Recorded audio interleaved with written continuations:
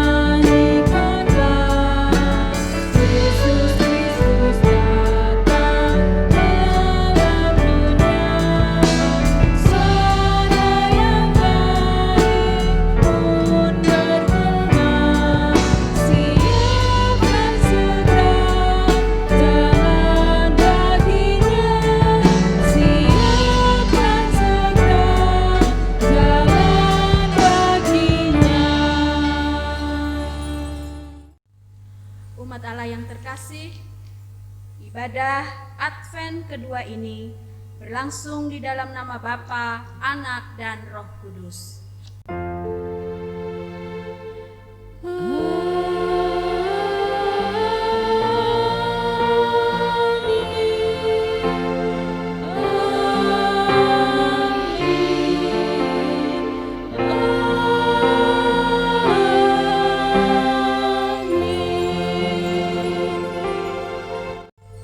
Damai Tuhan besertamu dan besertamu juga.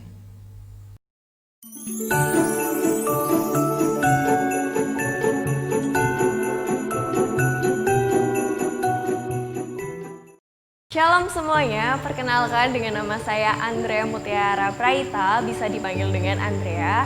Sekarang saya berusia 25 tahun, profesi sekarang saya sebagai HRD, saya menjabat sebagai training manager di salah satu hotel bintang 5 yang ada di Semarang. Job desk saya kurang lebih yang pertama memantau untuk kegiatan training yang ada di hotel, terus habis itu saya bertanggung jawab juga untuk pengembangan dari development dan mungkin lagi pemantauan dalam staff yang semua yang ada di karyawan dan all departemen itu adalah menjadi tanggung jawab saya. Selain itu sebagai HRD kita harus menegakkan peraturan, rules and regulation, memberikan contoh mereka, memberikan teguran apa yang harus, apa yang menjadi hak dan kewajiban karyawan yang ada di hotel gitu.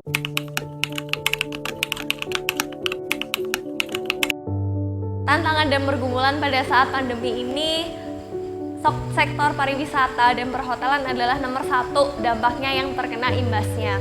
Saya sangat merasakan bahwa down banget itu ketika di bulan April, Mei, Juni. Dari Maret akhir pun kami hotel itu sudah merasakan yang namanya cancel, yang namanya booking tiba-tiba gagal, terus event gagal, terus semua yang sudah kami rencanakan pun gagal. Dan benar-benar pada bulan April, Mei, Juni itu saya itu bisa masuk paling nggak 1 bulan cuma beberapa hari aja, dan itu semua terjadi di all hotel. Dan saya masih bersyukur karena hotel saya tidak tutup pada saat itu, dan di situ benar-benar penyertaan Tuhan tuh sangat berarti buat kami, apalagi kami sebagai hotelier. Dan pada saat itu HRD harus memastikan bahwa karyawan itu tidak ada yang dipecat atau dikeluarkan. Seperti itu kan, berusaha mempertahankan hal itu, terutama untuk yang staff. Dan cuma kami harus merelakan beberapa karyawan yang mungkin tidak terikat kontrak dengan kami.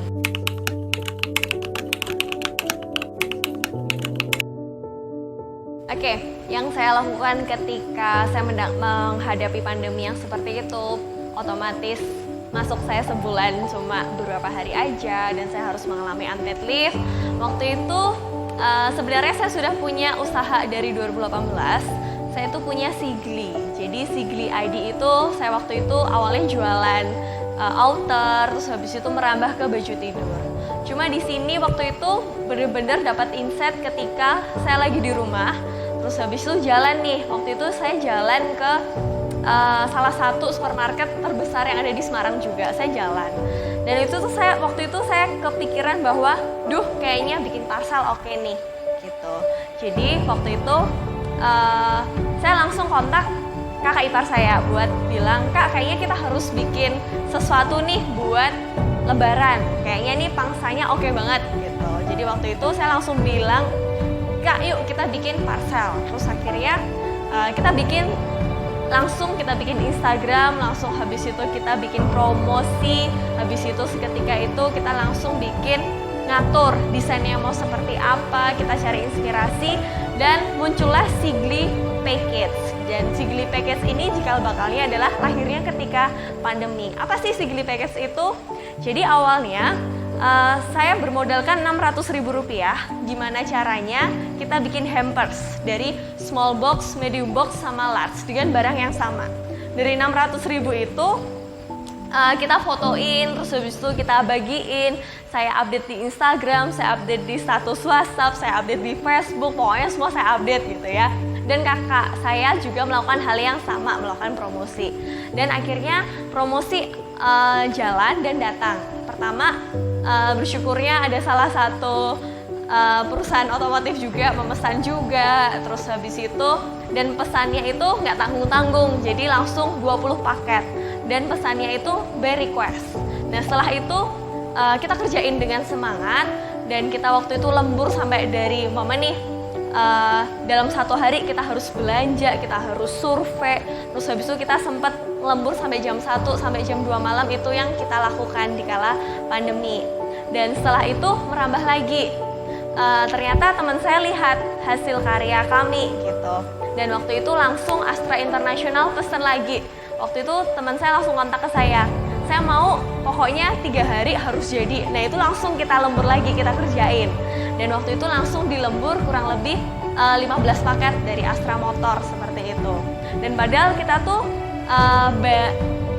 semuanya otodidak, kita nggak punya skill kita itu dalam segi paket dan parcel itu nol. Yang namanya kita benar-benar mulai itu dari awal, kita belajar dari awal, tapi kok responnya tuh oke ini gitu. Itu yang membuat kita semakin semangat. Jadi setiap ada orderan maupun H-1, H-2 langsung kita kerjain, mau sampai pagi kita kerjain seperti itu.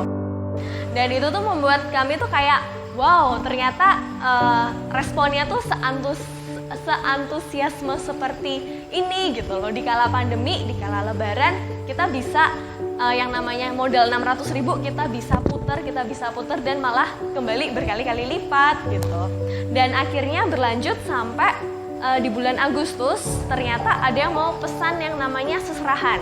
Terus tiba-tiba ya udah akhirnya ada yang pesan lagi, malah pesennya seserahan. Terus habis itu ada lagi pesan paketan bayi dan untuk hadiah apa, paket buah, dan sampai sekarang Sigli Package masih berjalan dengan pesanan-pesanan yang ada walaupun kadang by request. Jadi seperti itu ceritanya.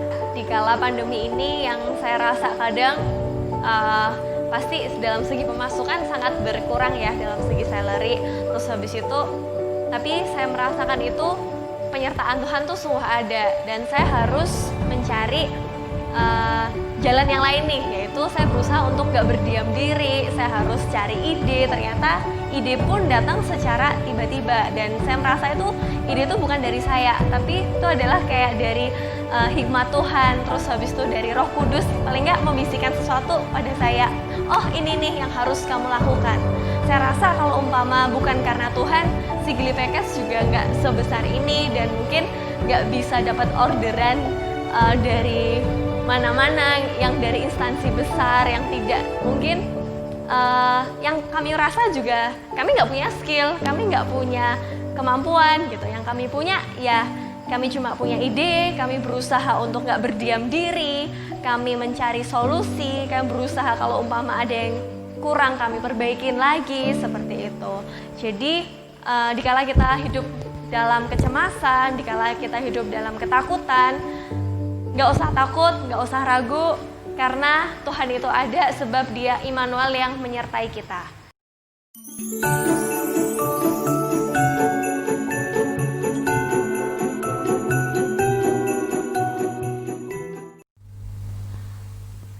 Umat Allah yang terkasih, kita memasuki Minggu Advent yang kedua. Dan dalam ibadah Minggu Advent yang kedua ini, kita diingatkan bahwa menanti tidak berarti berdiam diri. Kita diminta untuk tetap giat mempersiapkan hati dan hidup kita agar kita layak menyambut kedatangan Tuhan.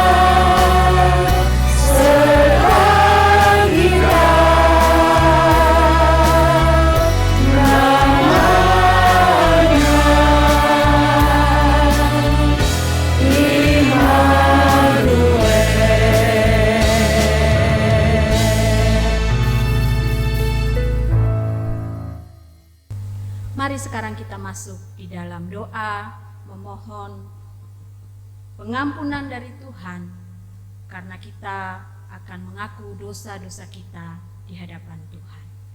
Mari kita berdoa.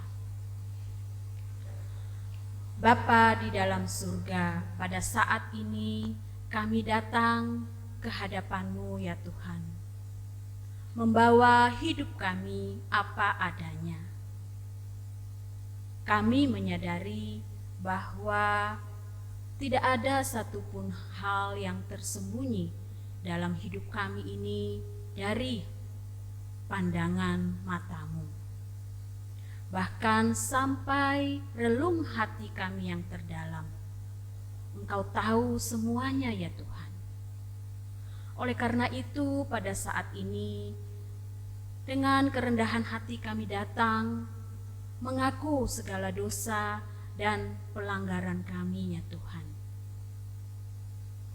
Kami melalui tutur kata kami, melalui isi hati dan pikiran kami, melalui perilaku dan sikap hidup kami sehari-hari, kami sering mempermalukan Tuhan. Kami hidup tidak sesuai dengan kehendak Tuhan. Kami menjadi batu sandungan bagi orang-orang yang ada di sekitar kami. Kami juga menjadi anak-anak Tuhan, pengikut-pengikut Tuhan yang kerap kali terlena dalam menjalani kehidupan kami. Kami lupa bahwa kami seharusnya senantiasa mempersiapkan diri kami agar kami selalu layak di hadapan Tuhan.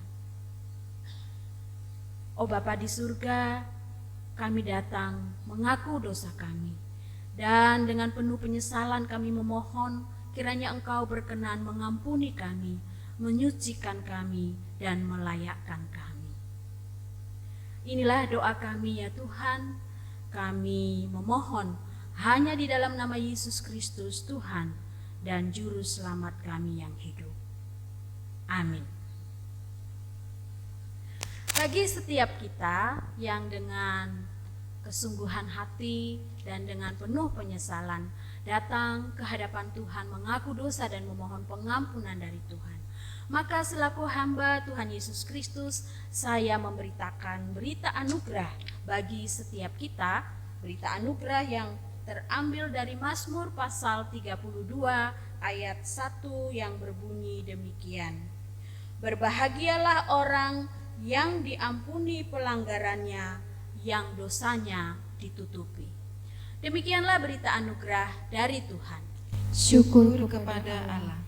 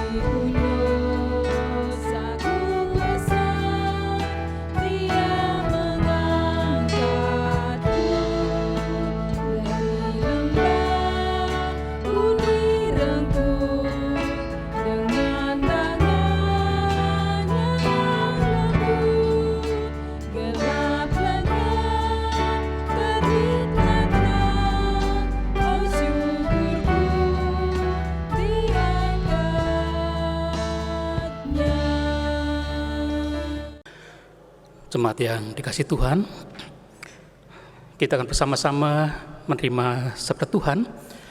Dan sebelum itu mari kita berdoa, mempersiapkan hati kita untuk pemberitaan firman Tuhan. Mari kita bersama-sama berdoa. Ya Tuhan yang Maha Baik, kami bersyukur boleh beribadah pada hari ini. Dan sebentar lagi kami mau menerima pemberitaan firman Tuhan. Berkatilah kami semua ya Tuhan, supaya firman-Mu mempersiapkan kami untuk menyambut kedatangan Tuhan. Bukalah hati kami dan pikiran kami, sehingga kami mengerti akan sabda Tuhan itu. Bersabdalah kepada kami mau mendengarnya. Kami berdoa di dalam nama Tuhan Yesus, firman Allah yang hidup. Amin. Yesaya 40 ayatnya yang pertama hingga ayatnya yang ke-11. Hiburkanlah, hiburkanlah umatku, demikianlah firman Allahmu.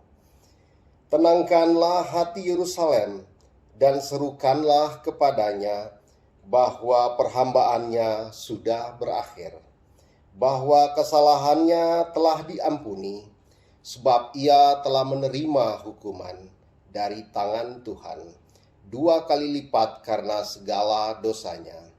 Ada suara yang berseru-seru, persiapkanlah di padang gurun jalan untuk Tuhan. Luruskanlah di padang belantara jalan raya bagi Allah kita. Setiap lembah harus ditutup, dan setiap gunung dan bukit diratakan. Tanah yang berbukit-bukit harus menjadi tanah yang rata, dan tanah yang berlekuk-lekuk menjadi dataran. Maka kemuliaan Tuhan akan dinyatakan, dan seluruh umat manusia akan melihatnya bersama-sama. Sungguh Tuhan sendiri telah mengatakannya. Ada suara yang berkata, berserulah, Jawabku, apakah yang harus kuserukan? Seluruh umat manusia adalah seperti rumput, dan semua semaraknya seperti bunga di padang. Rumput menjadi kering, bunga menjadi layu. Apabila Tuhan menghembuskannya dengan nafasnya, sesungguhnya lah bangsa itu seperti rumput. Rumput menjadi kering, bunga menjadi layu. Tetapi firman Allah kita tetap untuk selama-lamanya. Hai Sion, pembawa kabar baik, naiklah ke atas gunung yang tinggi. Hai Yerusalem, pembawa kabar baik, nyaringkanlah suaramu kuat-kuat, nyaringkanlah suaramu, jangan takut. Katakanlah kepada kota-kota Yehuda, lihat, itu Allahmu, lihat, itu Tuhan Allah. Ia datang dengan kekuatan dan dengan tangannya ia berkuasa. Lihat, mereka yang menjadi upah jerih payahnya ada bersama-sama dia, dan mereka yang diperolehnya berjalan di hadapannya. Seperti seorang gembala, ia menggembalakan kawanan ternaknya dan menghimpunkannya dengan tangannya. Anak-anak domba di pangkunya, induk-induk domba dituntunnya dengan hati-hati. Demikianlah sabda Tuhan. Syukur kepada Allah.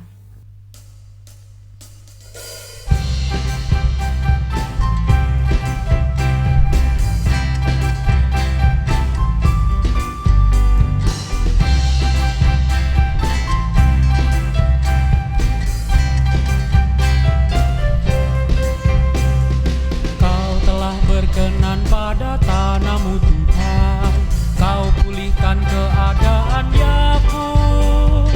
Kau telah ampuni kesalahan umat-Mu, tutupi semua dosa mereka. Kau telah berkenan pada tanahmu Tuhan, Kau pulihkan keadaan Yakub. Kau telah ampuni kesalahan umat-Mu,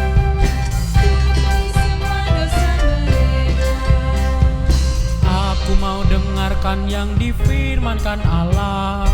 Bukankah Dia ingin bicara tentang damai pada umat dan semua yang dikasihinya, agar tak kembali pada kebodohan.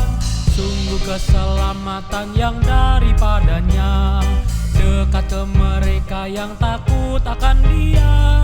Maka kemuliaan Tuhan akan berdiam terus di negeri kita. Kau telah berkenan pada tanahmu Tuhan, Kau pulihkan keadaan Yakub. Kau telah ampuni kesalahan umat-Mu, tutupi semua dosa mereka. Kasih dan kesetiaan akan bertemu, damai dan keadilan bercium-ciuman. Dari bumi akan tumbuh kesetiaan, dan keadilan menjenguk dari langit. Bahkan Tuhan akan memberi kebaikan, dan negeri kita akan memberikan hasilnya. Keadilan akan berjalan hadapannya, dan jejak kakinya akan jadi jalan. Kau telah berkenan pada tanahmu Tuhan, Kau pulihkan keadaan Yakub. Kau telah ampuni kesalahan umat-Mu, tutupi semua dosa mereka.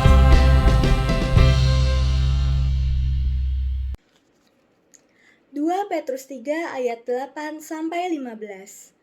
Akan tetapi, saudara-saudaraku yang kekasih, yang satu ini tidak boleh kamu lupakan, yaitu bahwa di hadapan Tuhan, satu hari sama seperti 1000 tahun, dan 1000 tahun sama seperti satu hari. Tuhan tidak lalai menepati janjinya, sekalipun ada orang yang menganggapnya sebagai kelalaian. Tetapi Ia sabar terhadap kamu, karena Ia menghendaki supaya jangan ada yang binasa, melainkan supaya semua orang berbalik dan bertobat. Tetapi hari Tuhan akan tiba seperti pencuri. Pada hari itu langit akan lenyap dengan gemuruh yang dahsyat, dan unsur-unsur dunia akan hangus dalam nyala api, dan bumi dan segala yang ada di atasnya akan hilang lenyap. Jadi, jika segala sesuatu ini akan hancur secara demikian, betapa suci dan salehnya kamu harus hidup, yaitu kamu yang menantikan dan mempercepat kedatangan hari Allah. Pada hari itu, langit akan binasa dalam api, dan unsur-unsur dunia akan hancur karena nyalanya. Tetapi sesuai dengan janjinya, kita menantikan langit yang baru dan bumi yang baru di mana terdapat kebenaran. Sebab itu, saudara-saudaraku yang kekasih, sambil menantikan semuanya ini, kamu harus berusaha, supaya kamu kedapatan tak bercacat dan tak bernoda di hadapannya, dalam perdamaian dengan Dia. Anggaplah kesabaran Tuhan kita sebagai kesempatan bagimu untuk beroleh selamat, seperti juga Paulus, saudara kita yang kekasih, telah menulis kepadamu menurut hikmat yang dikaruniakan kepadanya. Demikianlah sabda Tuhan. Syukur kepada Allah. Adapun sabda Tuhan yang akan kita dengarkan, renungkan pada kali ini, akan dibacakan dari Injil Markus pasal yang pertama, ayat yang pertama sampai dengan ayat yang ke-8. Markus 1, ayat 1 sampai dengan yang ke-8. Mari kita bersama-sama mendengarkan sabda Tuhan. Inilah permulaan Injil tentang Yesus Kristus, Anak Allah. Seperti ada tertulis dalam kitab Nabi Yesaya, lihatlah, aku menyuruh utusanku mendahului engkau. Ia akan mempersiapkan jalan bagimu. Ada suara orang yang berseru-seru di padang gurun, persiapkanlah jalan untuk Tuhan, luruskanlah jalan baginya. Demikianlah Yohanes Pembaptis tampil di padang gurun dan menyerukan, bertobatlah dan berilah dirimu dibaptis, dan Allah akan mengampuni dosamu. Lalu datanglah kepadanya orang-orang dari seluruh daerah Yudea dan semua penduduk Yerusalem, dan sambil mengaku dosanya, mereka dibaptis di sungai Yordan. Yohanes memakai jubah bulu unta dan ikat pinggang kulit, dan makanannya belalang dan madu hutan. Inilah yang diberitakannya. Sesudah aku akan datang Ia yang lebih berkuasa daripadaku. Membungkuk dan membuka tali kasutnya pun aku tidak layak. Aku membaptis kamu dengan air, tetapi Ia akan membaptis kamu dengan Roh Kudus. Demikianlah Injil Tuhan Yesus Kristus. Berbahagialah mereka yang hidup dalam terang firman Tuhan. Maranatha.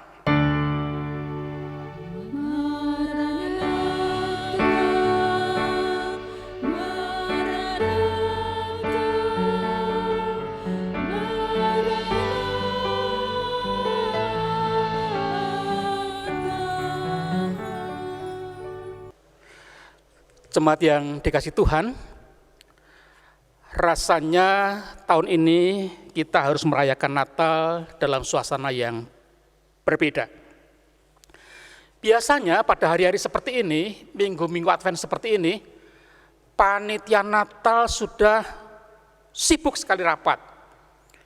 Di gereja juga sudah banyak terjadi kegiatan-kegiatan persiapan-persiapan. Ada latihan drama, ada latihan paduan suara, dan kadang-kadang orang rebutan waktu dan tempat untuk mengadakan persiapan-persiapan Natal. Ada juga persiapan-persiapan aksi sosial Natal dan sebagainya. Itu sebelum terjadi pandemi. Nah, saat ini ketika kita berada masih dalam suasana pandemi COVID-19 ini, bagaimana persiapan kita pada Minggu Advent ini? Mungkin juga sudah terpikir oleh kita semua, oleh panitia Natal, oleh Masjid Jemaat, bagaimana Natal tahun ini harus diselenggarakan. Ada gereja, termasuk gereja kami, yang sudah mulai persiapan-persiapan dengan mencoba menampilkan paduan suara secara virtual. Itu yang bisa dilakukan. Walaupun terasa kurang sreg, kurang meriah, tetapi hanya itu yang bisa dilakukan, tidak bisa live. Paduan suara akan menyanyi tidak di depan jemaat seperti biasanya dulu, tetapi menyanyi di depan kamera atau berhadapan dengan laptop atau HP masing-masing, kemudian diedit. Inilah situasi kita. Nah, bagaimana pula dengan khususnya kaum lansia yang sangat sulit untuk datang ke gereja karena usia. Tidak bisa lagi kumpul-kumpul dengan teman sesama lansia untuk Natalan. Harus puas Natalan dengan menyaksikan YouTube, siaran online dari YouTube. Lansia yang kepengen tampil, paduan suara juga sulit. Majelis pasti tidak akan memperbolehkan itu. Nah, saudara, terlepas dari situasi yang kita hadapi saat ini, adanya pandemi ini, bagaimana kita menyambut dan mempersiapkan diri kita menyambut Natal pada tahun ini. Minggu Advent adalah saat-saat menunggu, saat-saat persiapan untuk kita bisa merayakan Natal tahun ini. Dan tema kita hari ini adalah tidak berdiam diri. Nah, kita diharapkan supaya pada minggu Advent ini kita tidak hanya menunggu sambil diam saja dan tidak tahu apa yang harus kita lakukan. Saya kira tema ini betul dan perlu kita perhatikan karena menunggu itu sesuatu yang berat, membosankan dan kadang-kadang menggelisahkan. Lalu kita dalam menunggu itu kadang-kadang tidak melakukan sesuatu yang produktif, yang berguna. Hanya duduk diam saja, kadang-kadang sambil gelisah. Coba misalnya kalau kita itu antri periksa dokter, nah kita seringkali tidak tahu apa yang harus kita lakukan. Diam, duduk, menanti giliran dipanggil, kadang-kadang juga gelisah dan sebagainya. Saya juga ingat kalau saya dulu itu bepergian harus pakai travel, saya juga dengan gelisah menunggu kedatangan travel, apalagi kalau sudah dekat waktunya, jam yang ditentukan, travelnya belum datang-datang, hanya mundar-mandir, tidak tenang, dan sebagainya. Nah, saudara sekalian, apa yang kita lakukan dalam minggu Advent ini, pada saat kita menantikan kedatangan Tuhan Yesus itu? Advent berarti persiapkan kita, waktu untuk bersiap. Dan satu hal yang perlu kita lakukan, kita ingat dalam persiapan adalah yang kita lakukan harus cocok, sesuai, tepat dengan peristiwa yang kita nantikan nanti. Jadi misalnya kalau kita itu menantikan kelahiran anak dalam keluarga kita, maka persiapan yang kita lakukan juga harus cocok dengan penantian itu. Misalnya saja, kita menyiapkan nama, entah laki-laki, entah perempuan, kita pilihkan nama yang baik. Kita persiapkan perlengkapan bayi, popok, minyak telon, dan sebagainya. Nah, kalau mahasiswa mau menghadapi ujian, maka persiapannya juga cocok dengan peristiwa nanti, yaitu dengan belajar dengan tekun, mengurangi waktu santai, menjaga kesehatan, agar supaya besok kalau ujian, dia bisa menghadapinya dengan baik. Kalau kita menantikan kedatangan tamu, dan tamu itu rencana menginap di rumah kita, maka persiapan kita adalah membersihkan rumah, menata kamar, mempersiapkan menu masakan yang akan kita sajikan pada tamu itu, dan seterusnya, dan seterusnya. Intinya, persiapan kita harus cocok, tepat dengan apa yang kita nantikan itu. Nah, kalau begitu persiapan menyambut kedatangan Tuhan Yesus, apa yang cocok yang kita lakukan dalam masa persiapan ini? Bacaan kita pada hari ini, Markus 1 ayat 1-8, merupakan ajakan dan seruan dari Yohanes Pembaptis mempersiapkan orang-orang bagi kedatangan Tuhan Yesus pada masa itu. Yohanes Pembaptis adalah utusan yang disuruh Allah untuk mempersiapkan orang-orang dalam menyambut kedatangan Sang Mesias. Dia tampil di padang gurun, tempat yang sunyi, sehingga suaranya pasti akan kedengaran dengan baik.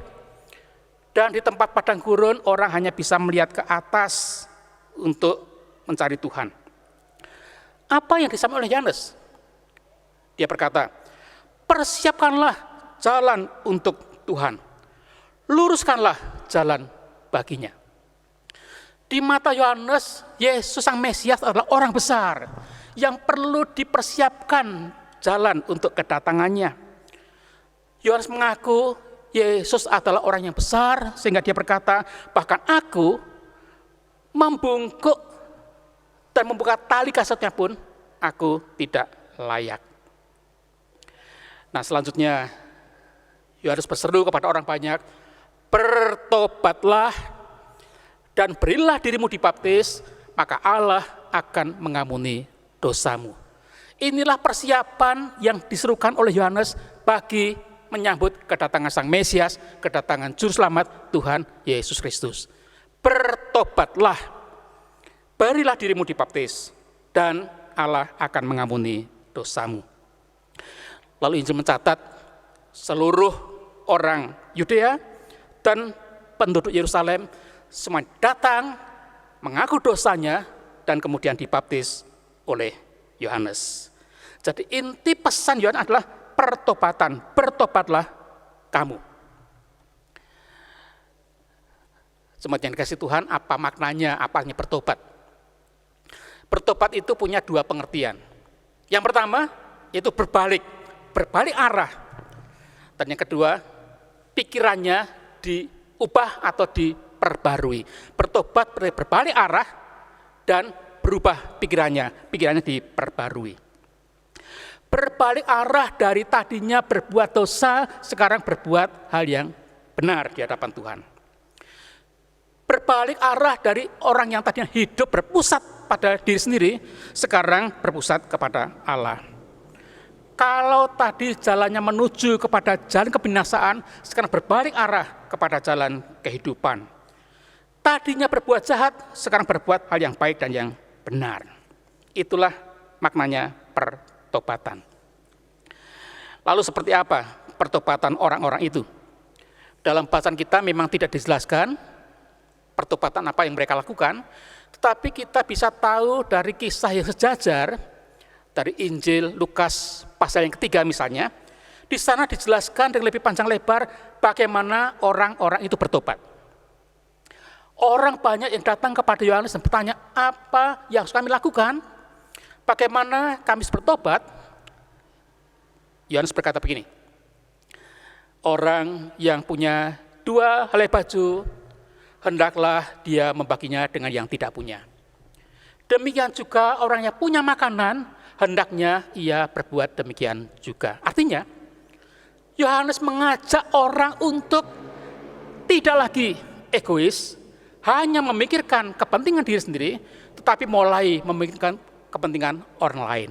Menjadi orang yang murah hati, tidak lagi orang yang egois hanya untuk diri sendiri saja. Berbalik arah, itu namanya bertobat. Lalu kepada para pemungut cukai yang juga datang dan bertanya, kalau kami, apa yang harus kami lakukan?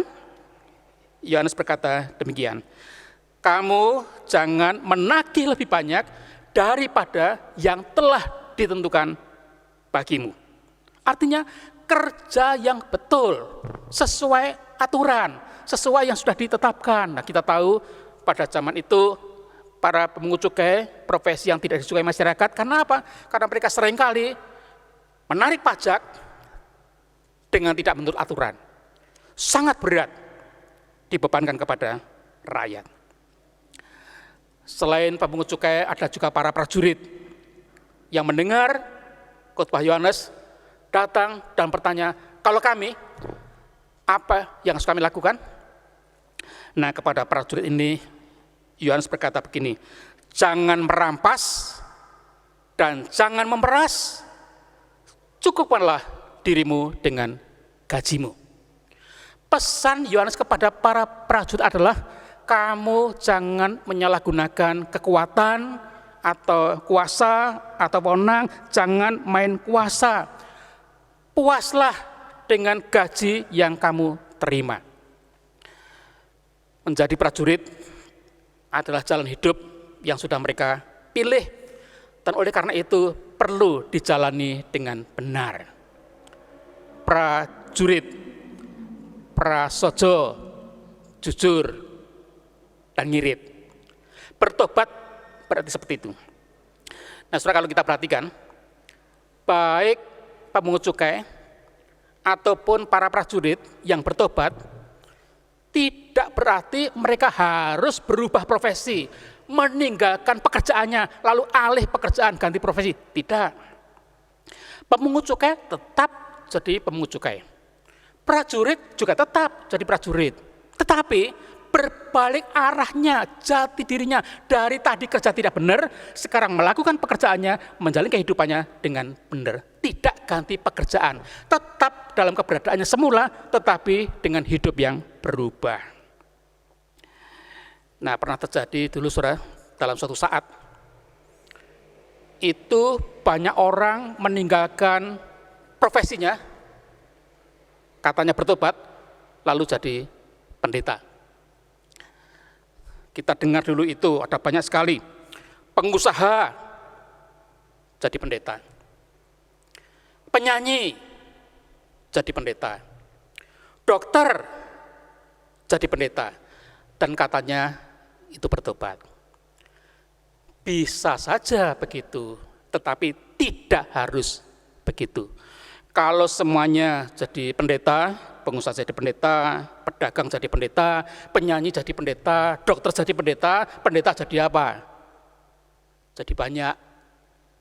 Saudara, tidak harus begitu. Tetapi kalau jadi dokter, ya dokter yang ramah, yang tidak memeras pasien, yang melayani dengan senyuman, yang berbuat kebaikan pada orang yang sakit. Pengusaha juga harus jujur, beretika, jangan pikirin hanya sekedar dapat untung saja. Jadi tidak berarti meninggalkan pekerjaannya, profesinya, tetapi berubah, berbalik arah hidupnya. Itu namanya bertobat. Dan arti yang kedua tadi adalah pikiran yang diperbarui. Orang yang bertobat berarti pikirannya diubahkan, diperbarui, tidak lagi berpikir seperti zaman dulu. Kalau dulu sering berpikir salah, yang sia-sia, sekarang yang dipikirkan hal yang berguna, yang penting, yang baik. Kalau dulu pikirannya isinya prasangka terus pada orang lain, sekarang isinya adalah sesuatu yang positif, memandang sesamanya. Dan pikiran yang kemudian muncul dalam kata-kata, dalam tindakan juga berubah. Kalau dulu kata-kata suka menyakiti, maki-maki, marah-marah, fitnah, gosip-gosip, sekarang menjadi kata-kata yang positif, yang memuji, dan sebagainya, dan sebagainya. Sekali lagi, pikirannya diperbalui. Yang berubah itu sekali lagi adalah arah hidupnya, dan bukannya sekedar gaya, bukan sekedar gaya. Saya berikan contoh. Kalau misalnya saudara itu orang yang suka omong, suka cerita, kalau ketemu orang mesti rame, banyak omongannya, tidak kok lalu ketika sudah bertobat menjadi tidak suka omong, jadi diam saja, ditanya temannya, kok kamu sekarang jadi pendiam, tidak suka cerita, lalu berkata, saya sudah bertobat kok, malah jadi aneh itu. Kalau saudara memang orang yang rame, suka cerita, banyak omong, bertobat juga banyak omong, cuma omongannya beda. Kalau dulu omongannya itu gosip, fitnah, suka marah-marah, caci maki, ngerasain orang lain. Sekarang ucapannya itu, omongnya itu membangun semangat, menasihati, memberikan dukungan, dan sebagainya, memuji orang lain, dan sebagainya. Tidak berarti lalu jadi orang aneh. Bukan gayanya berubah, tapi isi omongannya yang berubah. Kalau saudara itu tadinya orang yang suka menyanyi, lalu tiba-tiba menjadi orang pendiam dan ditanya temannya, dulu kan kamu suka nyanyi, kok sekarang kamu tidak suka nyanyi? Lalu kita berkata, aku sudah bertobat kok. Nah, jadi aneh. Sudah tetap menjadi orang yang suka menyanyi, cuma yang dinyanyikan itu lain. Dulu lagu-lagu yang apalah, tidak ada karuan. Sekarang lagu-lagu yang itu memuji Tuhan, mengagungkan Tuhan, menyembah Tuhan. Itu maksudnya bertobat, berbalik arahnya, berbalik gayanya, pikirannya diperbarui, tidak lagi pikiran yang sia-sia, yang negatif, tetapi pikiran yang bermakna dan yang positif. Nah, saudara, kita semua sekarang ini saat berada pada minggu Advent, dan tema kita adalah tidak berdiam diri, dan Yohanes mengatakan, persiapkanlah jalan untuk Tuhan, luruskanlah jalan baginya, bertobatlah, maka Allah akan mengampuni dosamu.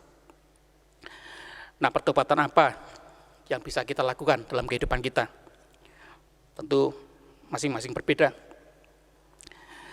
Siapa tahu ada di antara kita itu selama ini menjadi orang yang berangasan, suka marah, sedikit-sedikit marah, marah kok cuma sedikit. Nah, sekarang bertobat berarti menjadi orang yang peramah, tidak gampang tersinggung, mudah memaafkan dan sebagainya.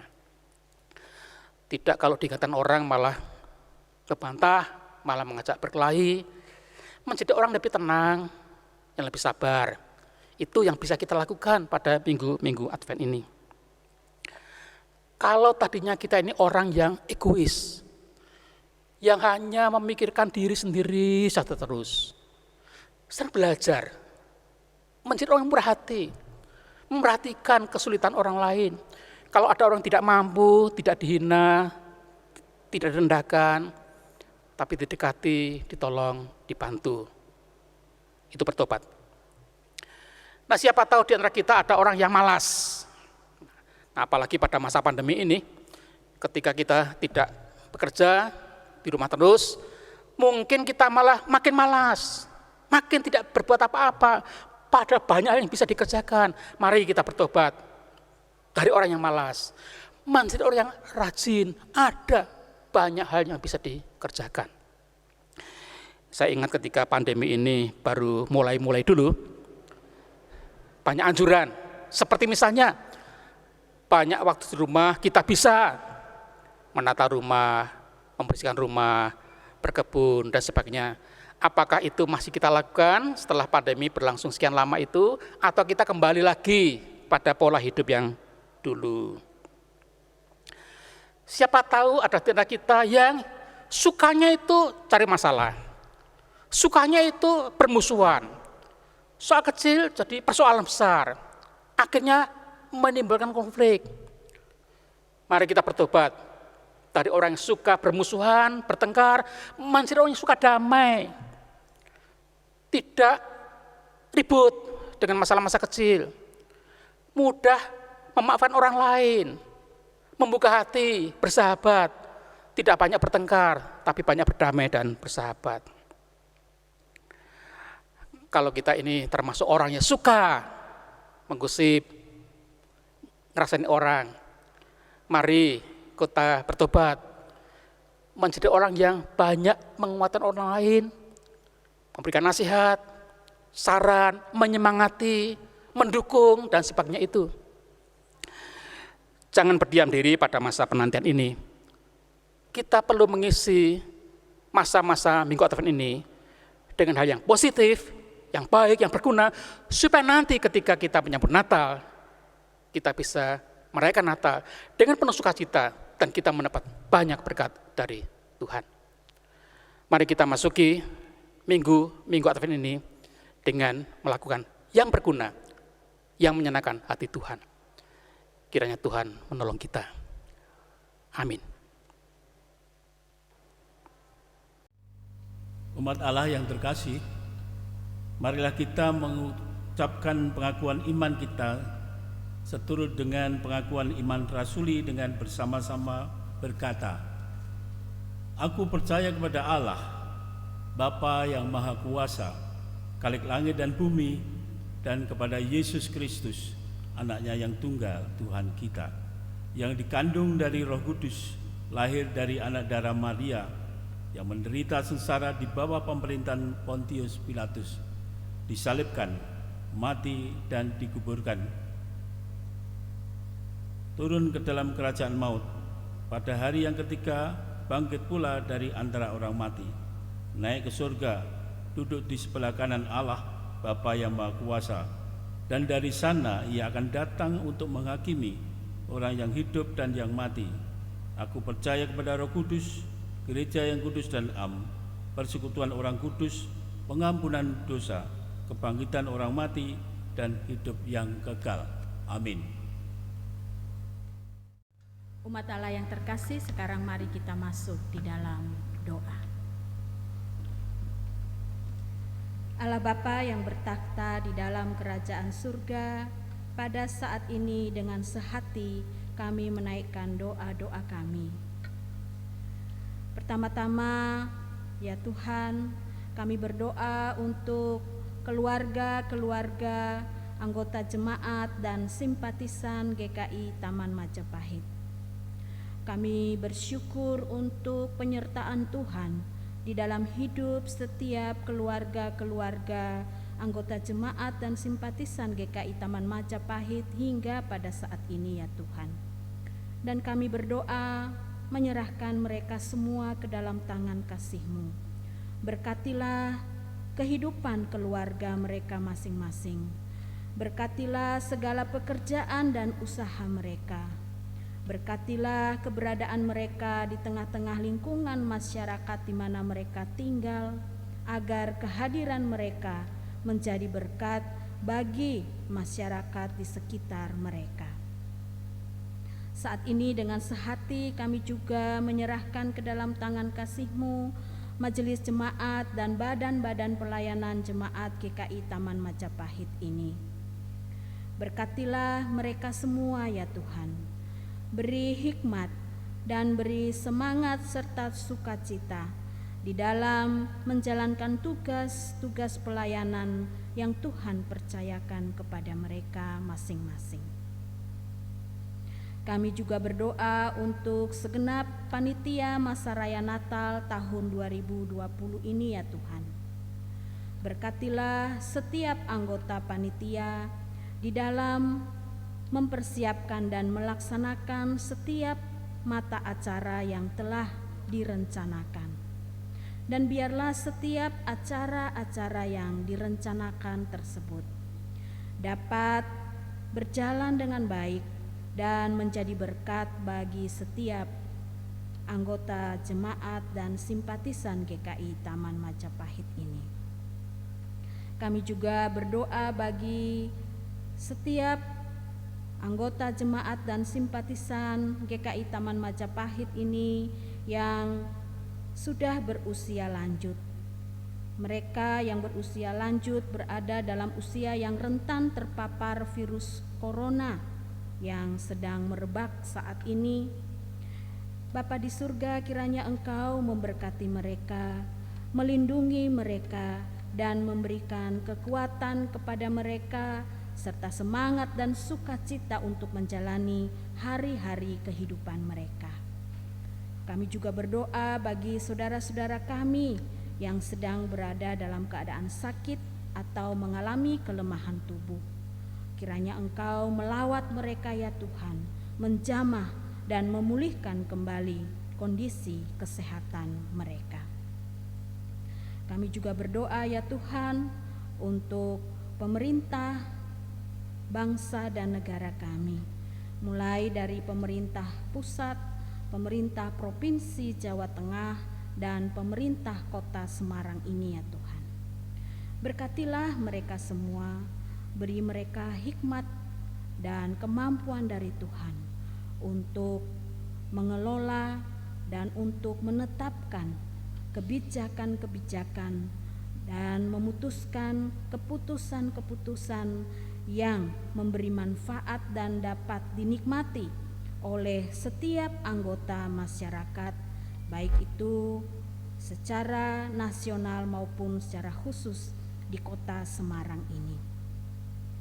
Kami mau berdoa ya Tuhan supaya Engkau memberkati Kota Semarang, kota di mana kami tinggal dan beraktivitas menjalani kehidupan kami. Berilah situasi yang aman, yang kondusif, yang membuat kami dapat beraktivitas, menjalankan usaha pekerjaan kami dan beribadah dengan leluasa. Bapa di surga, pada saat ini juga kami teringat buat saudara-saudara kami yang menderita akibat serangan teroris, bagi saudara-saudara kami yang mengalami penganiayaan bahkan harus kehilangan nyawa, kehilangan anggota saudara yang mereka kasihi, saudara-saudara kami anggota Gereja Bala Keselamatan di Sigi, di Palu. Bapa di surga, kami berdoa di dalam duka cita yang mereka alami, bahkan mungkin juga ketakutan yang mencekam yang dialami oleh saudara-saudara seiman kami yang ada di sana. Oh Bapa di surga, bagi mereka yang berduka cita karena kehilangan anggota keluarga mereka akibat ulah orang-orang yang tidak bertanggung jawab ini, Engkau hiburkan hati mereka, Engkau kuatkan mereka, dan berkatilah ya Tuhan aparat keamanan yang bertugas di sana, supaya mereka dapat mengusut kasus ini dengan tuntas dan memberikan situasi dan kenyamanan, keamanan bagi setiap anggota masyarakat yang ada di sana. Kami menyerahkan saudara-saudara kami yang berada di Sigi, di Palu itu hanya ke dalam tangan kasih-Mu ya Tuhan. Kami juga akan mengumpulkan persembahan kami. Bapa di surga, kiranya Engkau memberkati persembahan kami ini agar menjadi berkat dan menjadi alat untuk memuliakan nama Tuhan. Inilah doa kami ya Tuhan. Kami meletakkan doa, permohonan dan kerinduan hati kami ini hanya ke dalam tangan Tuhan Yesus Kristus, Tuhan yang telah mengajar kami berdoa demikian. Bapa kami yang di surga, dikuduskanlah nama-Mu, datanglah kerajaan-Mu, jadilah kehendak-Mu di bumi seperti di surga. Berikanlah kami pada hari ini makanan kami yang secukupnya, dan ampunilah kami akan kesalahan kami seperti kami juga mengampuni orang yang bersalah kepada kami. Dan janganlah membawa kami ke dalam pencobaan, tetapi lepaskanlah kami daripada yang jahat. Karena Engkaulah yang empunya kerajaan dan kuasa dan kemuliaan sampai selama-lamanya. Amin. Umat Allah yang terkasih, sudah sepatutnya lah kita mengucap syukur kepada Allah atas berkat-berkat-Nya yang Tuhan berikan kepada kita. Untuk itu, nats persembahan dalam ibadah kita hari ini dibacakan dari 1 Tarawih 16 ayatnya yang ke-29. Demikian. Berilah kepada Tuhan kemuliaan nama-Nya, bawalah persembahan dan masuklah menghadap Dia, sujudlah menyembah kepada Tuhan. Demikian Bapak Ibu, adapun persembahan dapat diserahkan melalui cara-cara seperti di dalam tampilan berikut ini.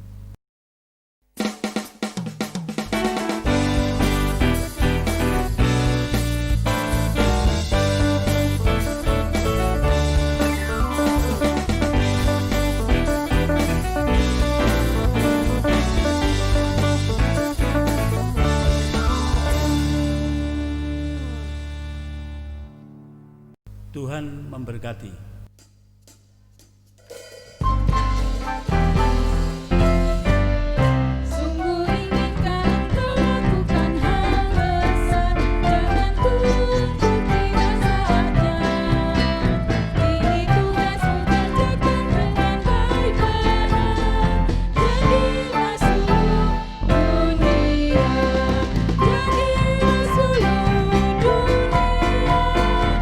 Jadilah seluruh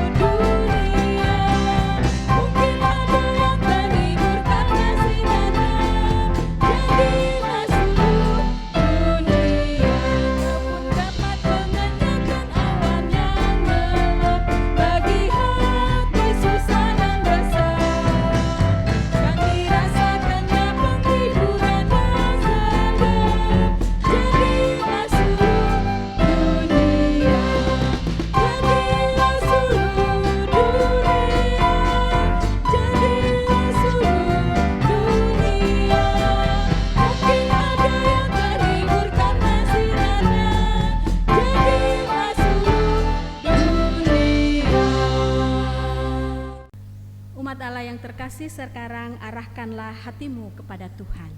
Kami mengarahkan hati kepada Tuhan. Teruslah berkarya bagi kemuliaan Tuhan. Kiranya Tuhan memampukan kami, Terpujilah Tuhan. kini dan selamanya. Sekarang sambut dan terimalah berkat Tuhan. Tuhan memberkati kita dan melindungi kita. Tuhan menyinari kita dengan wajah-Nya dan memberi kita kasih karunia. Tuhan menghadapkan wajah-Nya kepada kita dan memberi kita damai sejahtera. Amin.